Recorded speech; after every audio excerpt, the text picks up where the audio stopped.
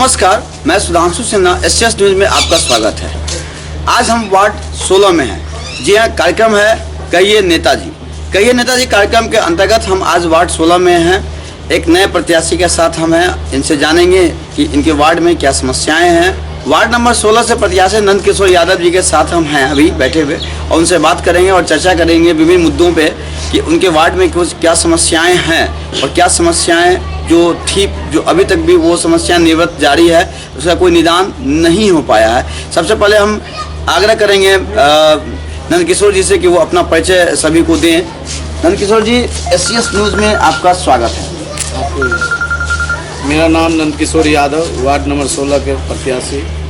आप सभी मतदाता मालिक को मेरे तरफ से नमस्कार, प्रणाम, सलाम। नंद किशोर जी, बात करने से पूर्व हम एक चीज़ समझना चाहेंगे कि आप इससे पहले भी पार्षद रह चुके हैं इस वार्ड के। 2002 से 2007 तक आप पार्षद थे। नंद किशोर जी, जैसा कि आपका वार्ड है, ये वर्तमान जो मेयर हैं, दरभंगा नगर निगम के मेयर हैं, उनका वार्ड है।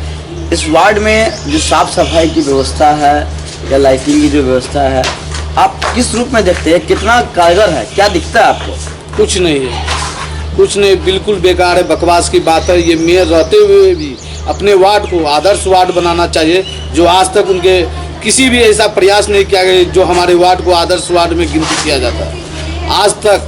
आज तक के डेट में जो भी नाला है उस पर ढक्कन होना चाहिए था, जिस पे ढक्कन नहीं होने के कारण मच्छर का प्रकोप बढ़ा हुआ। मच्छर के प्रकोप के कारण कई बीमारियों का सामना मतदाता मालिक को करना पड़ता है। साथ ही जो गरीब बीपीएल परिवार को जो सरकार द्वारा सुविधा मुहैया कराना चाहिए था, पक्का मकान मिलना चाहिए था, सो उनके द्वारा जो है आज तक ऐसा कोई भी प्रयास नहीं किया कि गरीब को पक्का मकान मिले, बीपीएल परिवार को मुफ्त बिजली जो सरकार घोषणा की हुई है, जो मुफ्त बिजली मिले। साथ ही अनाज का जो व्यवस्था है वो टाइम योजना जो है अंत्योदय अन्नपूर्णा बीपीएल जो है किसी को टाइमली जो है यहाँ जो है, चूँकि उनका एक मंथली बंधा हुआ है, सभी डीलर से मंथली बंधा हुआ है, और कितना भी फर्जी कार्ड बना के, चूँकि उनके घर में ही राशन की दुकान चलती है, जिस राशन की दुकान में वो फर्जी कार्ड का माल उठावा होता है। सड़कों की क्या स्थिति है? सड़कों की गुणवत्ता जो है, सड़कें जैसे हम लोग अभी कवरेज कर रहे थे, उस दरमियान जो देखने को मिला है, ये सड़कें बनी भी और टूट भी गई हैं, तो उसकी गुणवत्ता के लिए क्या कहना चाहेंगे? रोड कुछ बनी है जरूर, लेकिन उस रोड का ऐसा दुर्दशा है, सो आप जाके देख लीजिए, यहाँ के मतदाता मालिक से पूछ लीजिए। गड्ढा मतलब कि 8 फीट 10 फीट रोड ढलाए, 8 इंची 10 इंची 12 इंची रोड ढलाए हुआ, उसके बावजूद भी रोड एकदम पूरा टूट के कंगार पे भ्रष्टाचार से लिप्त है। उसका निगरानी जो है भ्रष्टाचारियों के हाथ में है।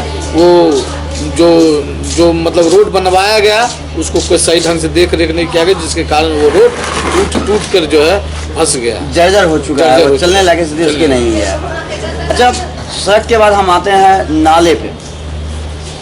स्वास्थ्य एक मुद्दा है, और आप जान रहे हैं कि स्वास्थ्य की जो स्थिति है वो कैसी है। स्वास्थ्य का तो कोई बिल्कुल व्यवस्था ही नहीं, आज तक प्रयास नहीं किया गया। हम तो बोले कि मेयर रहते हुए अपने वार्ड को भी आदर्श वार्ड बना देते। स्वच्छता अभियान के तहत जो शौचालय गरीब को बनवाना था, कई एक गरीब आदमी को मतलब हद भी खुनवा दिया गया, उसको अति भी करवा दिया गया, और उसका पैसा ना जाने किसके नाम पर उठवा लिया गया है। उस आदमी के यहाँ, चलिए मैं अभी दिखला देता हूँ, उसके यहाँ गड्ढा खुनवाया हुआ है, फिर भी उनको पेमेंट नहीं किया गया। क्या है कि आप आके स्वयं उसको गड्ढा खुनवा दिए, उसके बावजूद भी उनके अकाउंट में पैसा नहीं आया, किसके नाम से उठाया गया? इसकी तो बहुत बड़ी बात है, इसकी जाँच होनी चाहिए। इसकी जाँच होनी चाहिए।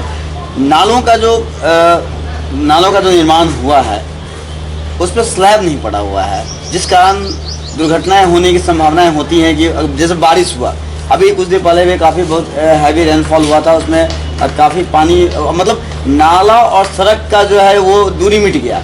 हम सड़क में चल रहे हैं, नाले में चल रहे हैं, कह पाना बड़ा मुश्किल था। तो जल जमाव की क्या मतलब, जल निकासी की क्या उस तरह कुछ बहुत बुरा स्थिति है। जहाँ पर मेयर साहब का खुद घर है, जहाँ पे मेयर साहब का खुद घर है, वो एक अनुसूचित जाति का मतलब एरिया पड़ता है, वातीखाना जो है, उसका वो विकास नहीं कर सके। मेयर रहते हुए उसका वो विकास नहीं कर पाए आज तक।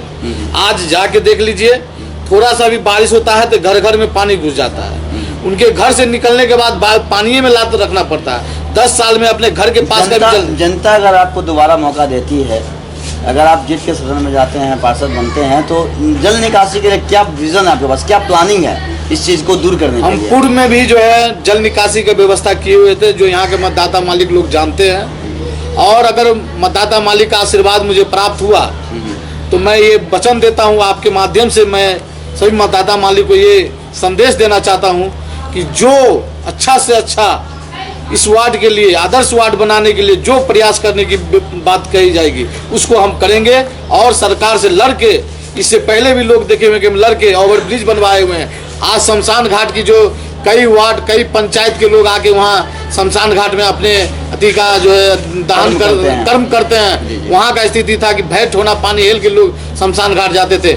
माननीय सांसद कीर्ति आजाद के द्वारा हम 10 लाख रुपया लेके अभी रोड जाके आप देख लीजिए कि रोड, यहाँ के मतदाता मालिक लोग भी जान रहे हैं कि वहाँ रोड निर्माण काम चल रहा है। आपका जो वार्ड है, वार्ड में मच्छर और बंदर, इन दोनों का प्रकोप बहुत ज़्यादा है।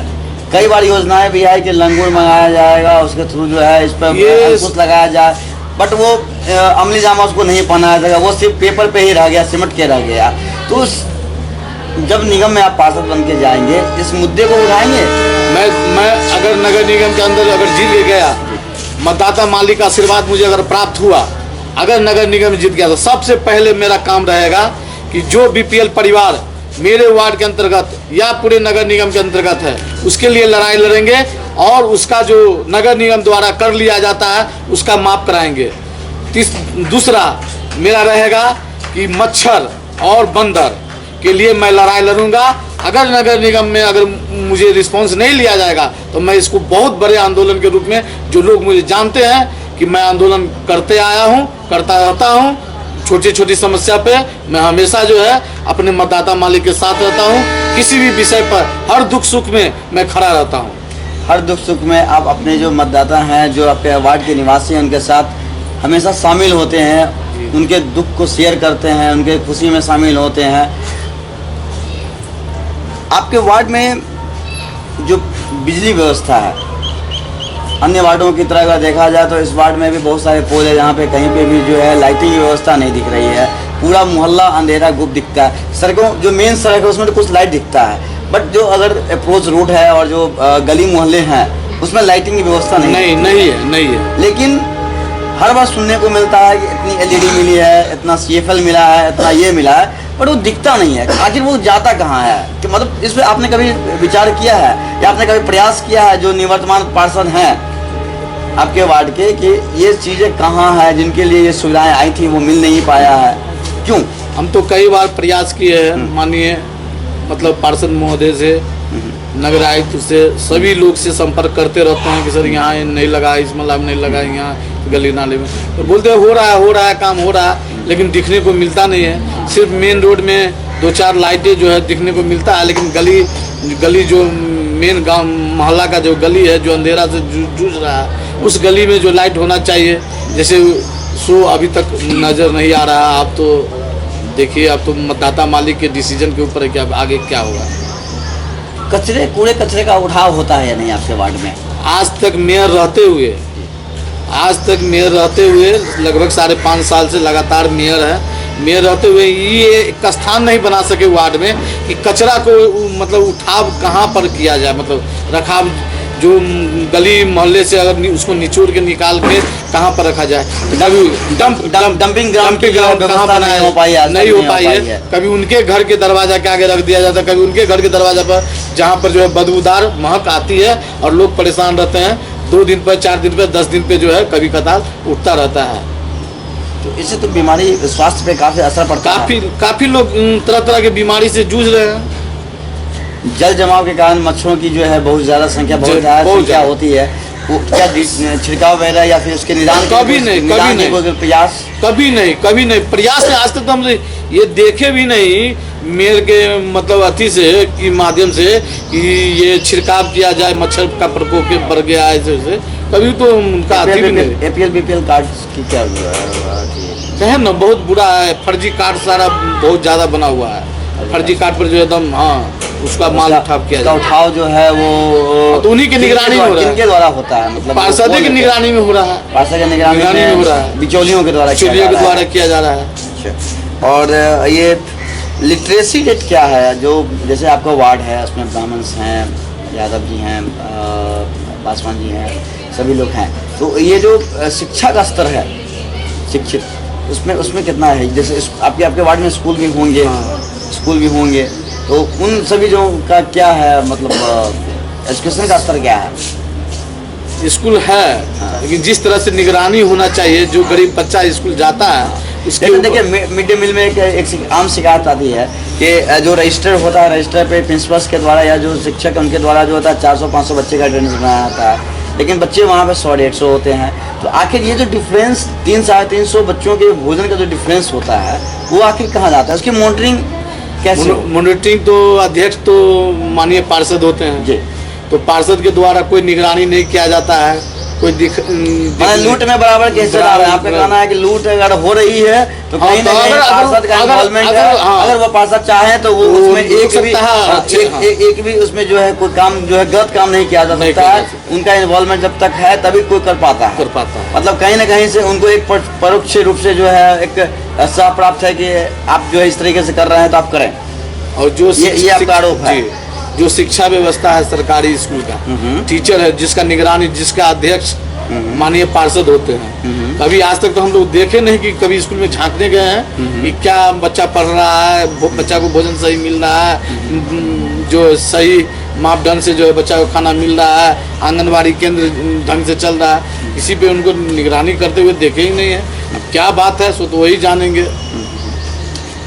वार्ड जो है आपका, जो वार्ड है उस वार्ड में सड़क और नाला, ये दो चीज की स्थिति बहुत ज्यादा खराब है, बहुत ही दयनीय स्थिति में। 10 साल रहते हुए मिथिला कॉलोनी हमारे बगल में मानिए, मतलब मानिए बहुत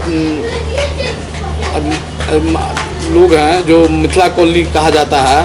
मिथिला कॉलोनी का ये स्थिति है, आप जाके देख लीजिए कि आज शहर में मेयर रहते हुए कम से कम 1000 फीट रोड और नाला बनाना होगा, जो आज से 10 साल में उनसे प्रयास नहीं किया गया कि रोड और नाला बनेगा। बहुत बुरा स्थिति है। वहाँ के लोग से आप जाके पूछ लीजिए, जो स्पॉट पर जाके पता कर लीजिए कि 10 साल से जो है लोग उनको जो है अति करते आया और एक बार भी ध्यान नहीं दिए। बेचारे लोग एकदम त्रस्त हैं उनके अति से। आप जीत के जाते हैं तो आपके दो ऐसा काम जो आप प्राथमिकता के रूप में आप लेंगे और उस काम को आप जल्द से जल्द चाहेंगे कि अपने वार्ड वासियों को जो है वो मुहैया हो जाए। मेरा पहला प्राथमिकता रहेगा कि वार्ड का जो जल निकासी का समस्या है उसको मैं, और दूसरा मेरा रहेगा कि जो भी रोड छूटा हुआ है ढंग से, मतलब जो रोड छूटा हुआ है उसको पहले पक्का रोड बनवाना है और नाले पे ढक्कन डलवाना है। ये मेरा 2 प्राथमिकता रहेगा। और जल्द से जल्द पहला मेरा जीत के जाऊंगा। अगर मतदाता मालिक का आशीर्वाद प्राप्त हुआ तो सबसे पहले मैं यही काम करूंगा कि जो यहाँ का जो लोग जल निकासी से अति है, मतलब ग्रसित है उससे, और जो रोड छूटा हुआ नाला है उसके अंदर रोड बनवाएंगे और नाला पे ढक्कन डलवाएंगे, जिससे मच्छर का प्रकोप कम होगा। आप अपने मतदाताओं से कुछ कहना चाहेंगे? मतदाता मालिक से मैं ये कहूँगा कि मेरा चुनाव चिन्ह छाप है नल छाप, जिसका क्रमांक संख्या है 7 नंबर। अगर आप लोग का आशीर्वाद प्राप्त हुआ तो मैं आपके हर अथी पे खड़ा उतरूँगा। इसके साथ ही मैं अपने शब्द का विराम। तो ये थे हमारे साथ कहिए नेताजी कार्यक्रम में नंद किशोर यादव जी, जुझारू नेता हैं, स्थानीय स्तर पे कार्य करते हैं, अपने मतदाताओं के साथ हमेशा उपलब्ध होते हैं, उनके सुख दुख में हमेशा हिस्सेदार होते हैं। इनकी इच्छा है कि वो अपने वार्ड से जीत के जाते हैं। तो सबसे पहले जो ये मुख्य समस्या इस वार्ड नंबर 16 की है, जल निकासी की समस्या है। दूसरा जो सड़क का निर्माण है उसकी गुणवत्ता जो है, उसकी गुणवत्ता को सुचारू रूप से ढंग से उसको सही करवाना। नंद किशोर जी, आपने SCS न्यूज़ को समय दिया, इसके लिए आपका बहुत बहुत धन्यवाद। सर आपने हमें समय दिया, इसके लिए आपको भी बहुत बहुत धन्यवाद। अगले कार्यक्रम में फिर किसी नए नेताजी के साथ, किसी नए वार्ड में, किसी नए चेहरे के साथ फिर हम आपके साथ उपस्थित होंगे। तब तक के लिए आप देखते रहिए SCS न्यूज़। सुधांशु सिन्हा को SCS न्यूज़ की पूरी टीम के साथ अनुमति दें। कल फिर इसी समय फिर पुनः मुलाकात होगी। तब तक के लिए नमस्कार।